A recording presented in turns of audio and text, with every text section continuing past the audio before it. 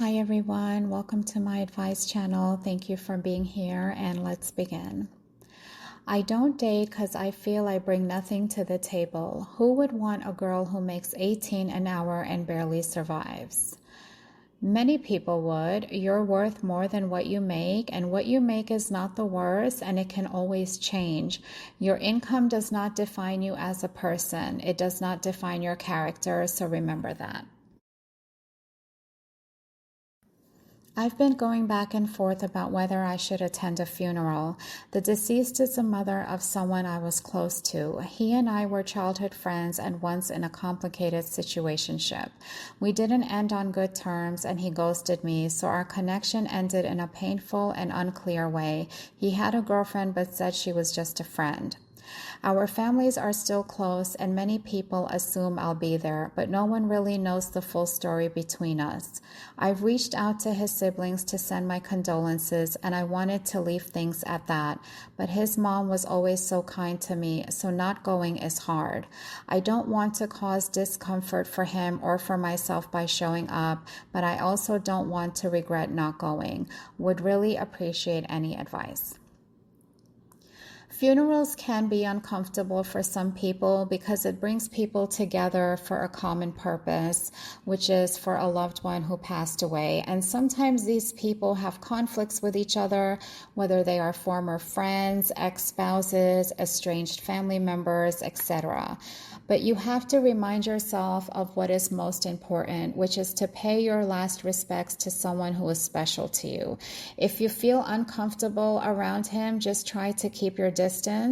I would definitely attend the funeral because if you don't, you may very well regret it.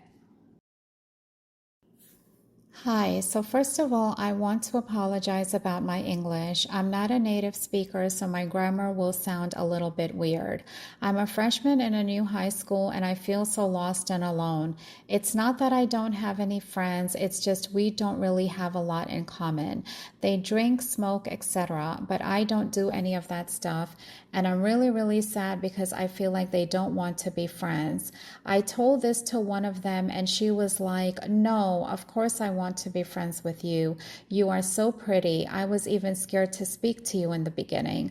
I don't know what to do. I literally just have one friend that's my seatmate, but she always gets mad at me for something dumb. For example, our school is very big and I went to the wrong floor, so she got mad. I'm sorry, help me please. How do I make friends?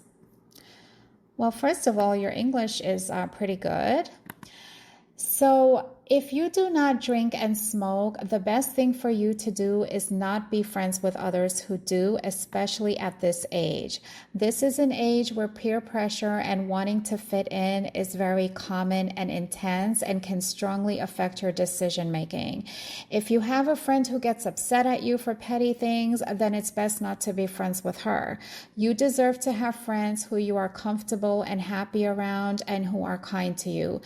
Don't settle for less just for the sake of having friends. You should try to join some clubs or teams in school with others who share the same interests and values as you. You can start a study group with other students in your class or start conversations with other kids who you feel are more like you. You can also try making friends outside of school, like in your community.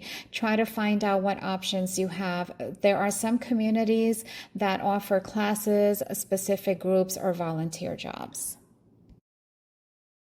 Does anyone else struggle to be around their family, not because they're bad people and not trauma related, but just because they're very different from you and are annoying to be around? I'm so different from my family and feel guilty for saying this, but I struggle to like them as people. If they weren't family, I wouldn't spend time with people like them. Can anyone relate? I get easily annoyed and frustrated when around them, but I feel like I have to spend time with them because they're needy for it. Thanks for reading. Because we don't get to choose our family, we are forced to deal with all kinds of personalities. I think many families have one or more people who the others may find annoying. This is a very common issue. This is just a part of life. If you are so bothered by them, just try to limit your contact. At least they are just annoying. It can be a lot worse. Sometimes family members can be really vile with their words and actions. So thank God you don't have to experience that. Yesterday, my girlfriend and I broke up even though we both didn't want it. We cried a lot, both of us. It's hard. I took a day off work to think about all that stuff.